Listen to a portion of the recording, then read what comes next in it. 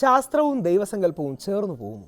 അത് ശാസ്ത്രം ദൈവം പ്രൊവൈഡ് ചെയ്ത, എന്നാൽ ശാസ്ത്രം മനുഷ്യന് വേണ്ടി ദൈവം പ്രൊവൈഡ് ചെയ്ത.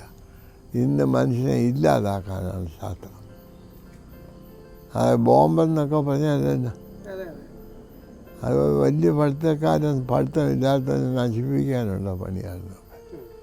അത് മിസ്യൂസാണ്. They are not using it. കാരണം വിദേശങ്ങളിലൊക്കെ നോക്കുവാണെങ്കിൽ തന്നെ ദൈവവിശ്വാസം കുറഞ്ഞു, പള്ളിയിലൊക്കെ പോകുന്ന ആൾക്കാരുടെ എണ്ണം കുറഞ്ഞു എന്നൊക്കെ ഇങ്ങനെ, അല്ലെങ്കിൽ എല്ലാ ഈശ്വരവിശ്വാസം. അതാണ് അതിൻ്റെ കാര്യം.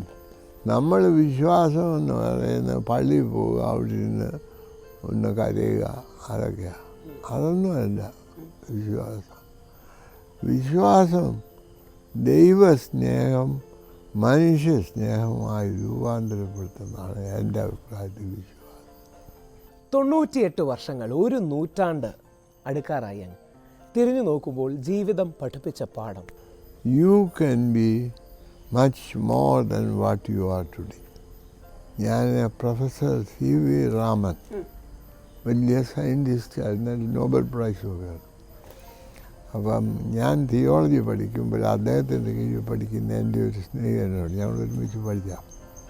ഞാൻ പിന്നെ എനിക്ക് രാമൻ സാറിനോടൊന്ന് വർത്തമാനം പറയാം. വലിയൊരാൾ, നിനക്ക് പരിചയമുണ്ട്, എനിക്ക് പരിചയം, അതുകൊണ്ട് നീ എന്നെ ഒന്ന് പരിചയപ്പെടും. അവൻ പറഞ്ഞു നീ വാ, നമുക്ക് ഒരുമിച്ച് പോകാം.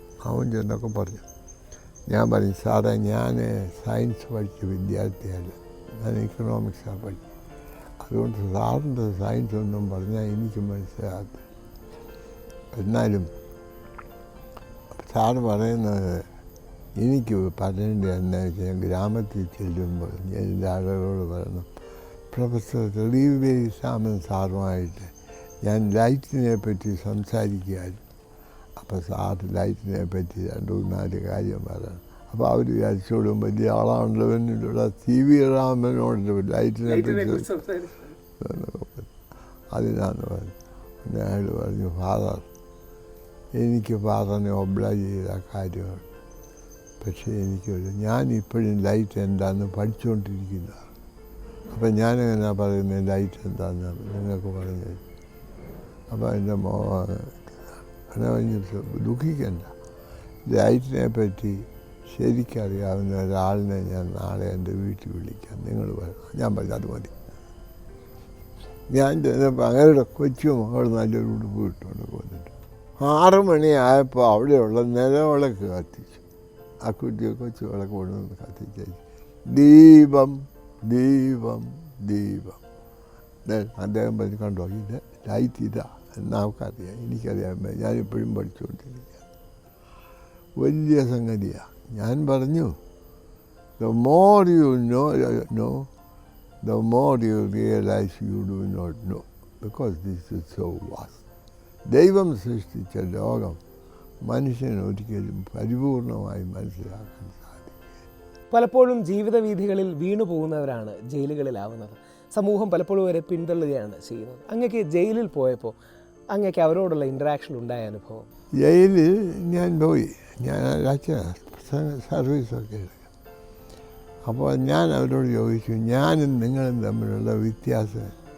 അപ്പോൾ അവർ പറഞ്ഞു, തിരുമേനി ഒരു അച്ഛൻ, നിങ്ങളൊരു അച്ഛനാണ്, നിങ്ങൾ നല്ല മനുഷ്യൻ, ഞങ്ങളെല്ലാം കള്ളന്മാർ.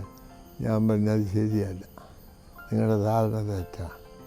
നിങ്ങൾക്കൊരു സുഹൃത്ത് അറിയാം, എനിക്ക് 2 അറിയാം. നിങ്ങൾക്ക് കുറ്റം ചെയ്യാനേ അറിയുള്ളൂ, എനിക്ക് പിടി കൊടുക്കാതിരിക്കാൻ കൂടെ അറിയാം.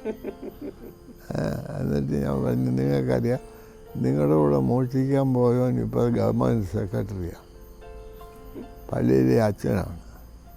എന്നെ ഞാനൊരു തിരുമേനിയാണെന്നുള്ളതുകൊണ്ട് പരിശുദ്ധനാണെന്ന് പറയണ്ട. അല്ലാത്ത ആളുകൾ പരിശുദ്ധന്മാരുണ്ട്, തിരുമേനിമാരിലും കള്ളന്മാരുണ്ട്. നിന്നിലുള്ള ദൈവത്തെ ഞാൻ കണ്ടു മനസ്സിലാക്കിയപ്പോൾ ഞാൻ ദൈവത്തെ നേരിട്ട് കണ്ടു. അതുകൊണ്ട് മറ്റുള്ളവൻ്റെ നന്മ കാണുകയും അവൻ നന്മ ചെയ്യാൻ പ്രേരിപ്പിക്കുകയും ചെയ്യുന്നതാണ് ക്രിസ്മസ്.